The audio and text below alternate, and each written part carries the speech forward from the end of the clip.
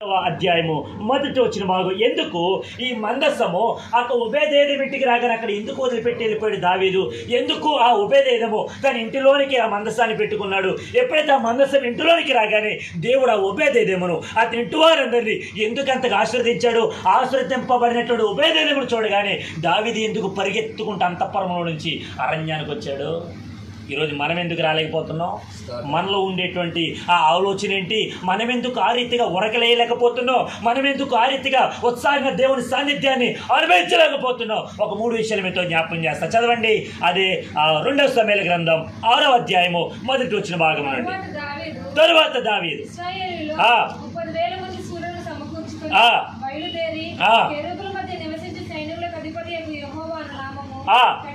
దేవుడి మనసమును అతని నుండి తీసుకుని తన ఎదురున్న వారందరితో కూడా బయలా యెహోదాలో నుండి ప్రయాణమాయెను.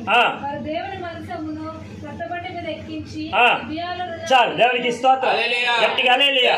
ఇప్పుడు దావీదు ఒక 30,000 మందిని ఏర్పాటు చేసుకున్నారంట. శూరులు, బలార్జులు, గొప్పవాళ్ళు, వీళ్ళందరినీ ఏర్పాటు చేసుకుని, ఒరే ఈరోజు మనందరం ఏం చేద్దామంటే మీరందరూ నాతో పాటు రండిరా, మనందరం ఎక్కడో దేవుని మందసం ఉంది, అది అభినాదాబ్ ఇంట్లో ఉంది, ఆ అభినాదాబ్ ఇంటిలో నుంచి మనం ఆ మందసాన్ని దావీదు అంతఃపురానికి తీసుకొద్దాంరా రండి అని చెప్పి 30,000 మంది శూరులను ఏర్పాటు చేసుకుని వస్తాడంటే దావీదు రాజు. దానికి గట్టిగా హల్లెలూయా. బాగా వినాలి. ఇప్పుడు ఈ మందసాన్ని తీసుకురావడానికి ఎంతమంది కావాలి? 30,000 మంది కావాలా? అడిగి చెప్పండి. 30,000 మంది కావాలా? ఒకవేళ యుద్ధానికి వెళ్తే కావాలి, యుద్ధం చేయాలి కాబట్టి సైనికులు కావాలి, శూరులు కావాలి, బలార్జులు కావాలి. ఆ యుద్ధం చేసి గెలిచి రావడానికి ఇంతమంది ప్రజలను తీసుకెళ్తున్నాను అంటే ఓకే. కానీ దేవుని మందసాన్ని తీసుకురావడానికి 30,000 మంది శూరులను ఏర్పాటు చేసుకున్నాడేమో కానీ తనకు తానుగా ఏం చేశాడు తెలుసా? అలవాటు లేకుండా విడిపోతా ఉన్నాడు. దేవునికి స్తోత్రం, గట్టిగా హల్లెలూయా.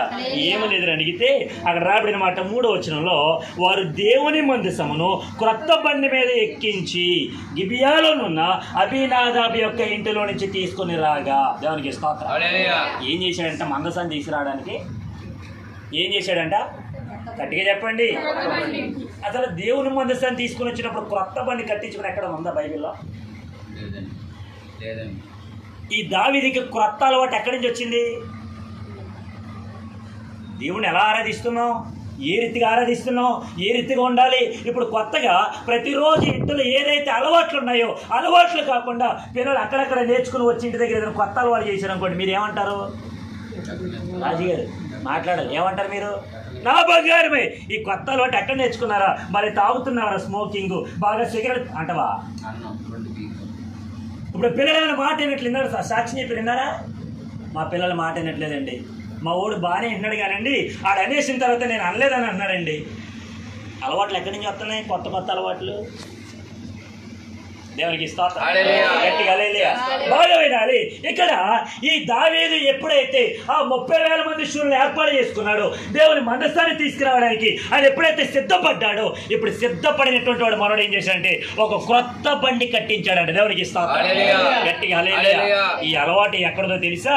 అంతకు ముందు 20 సంవత్సరాలు ఇదే మందసము ఫిలిస్తీన్ల మధ్య ఉంది. దేవునికి స్తోత్రం. ఈ ఫిలిస్తీన్ల మధ్య ఉన్నటువంటి దేవుని మందసం వారి మధ్యలో ఉండగానే వాళ్ళందరూ కూడా చాలా ఇబ్బంది పడ్డారు, చాలా అసూయపడ్డారు. వాళ్ళకి ఎటువంటి ఆశ్రత రాలేదు. దేవుడు వారి మీద యుద్ధం చేస్తూ ఉన్నాడు. అది వాళ్ళు తట్టుకోలేక చాలా మందిని ఒక శూరుని పిలిపించి, కొంతమంది సైన్యాధిపతులను పిలిపించి, కొంతమంది పేటాధిపతులను పిలిపించి వారితో మాట్లాడుతున్నమాట. అయ్యా ఇదిగో ఈ మందసము మా మధ్య ఉండకుండా ఇశ్రాయేలులోనికి వెళ్ళాలంటే మేమేమి చేయాలి అని చాలా మందిని వాళ్ళు ఏం చేశారంటే అడిగి తెలుసుకోగానే ఇప్పుడు వాళ్ళందరూ చెప్పిన మాట, ఇదిగో అయ్యా మీరేం చేస్తారంటే ఒక క్రొత్త బండిని కట్టించండి, ఆ క్రొత్త బండి మీద ఒక మంచి ఎద్దులను ఏర్పాటు చేయండి, అవి ఏ కాడి మోయకూడదు, మంచి యవనం ఉండాలి. ఇటువంటి కాడులను లేదంటే ఇటువంటి ఎద్దులను మీరు ఎప్పుడైతే సిద్ధపాటు చేస్తారో సిద్ధపాటు చేయబడినటువంటి ఎద్దుల మీద ఒక బండి కట్టించి అది క్రొత్త బండి అయి ఉండాలి.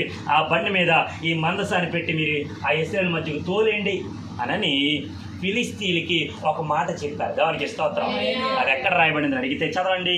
ఇది ఆ 1వ సమూయేలు గ్రంథం 6వ అధ్యాయము 7వ వచన భాగం. త్వరగా 1వ సమూయేలు గ్రంథం 6వ అధ్యాయము 7వ వచన భాగం. యెహోవా కోపము అమ్మా 1వ సమూయేలు గ్రంథము 6వ అధ్యాయం 7వ వచనం. అప్పుడప్పుడు నాన్నగారు అంటూ ఉంటారు, ఒకవేళ వాక్యం తెలియకపోతే హర్రీ పప్ప అంటే ఏమైపోతాయి అమ్మా, పైకి చూడాలి. ఒకవేళ మనకు వాక్యం తెలియదు అనుకో, మనం అదే అనుకుంటాం. దేవునికి స్తోత్రం. ఎరా నీకు వాక్యం తీయడం రాదా?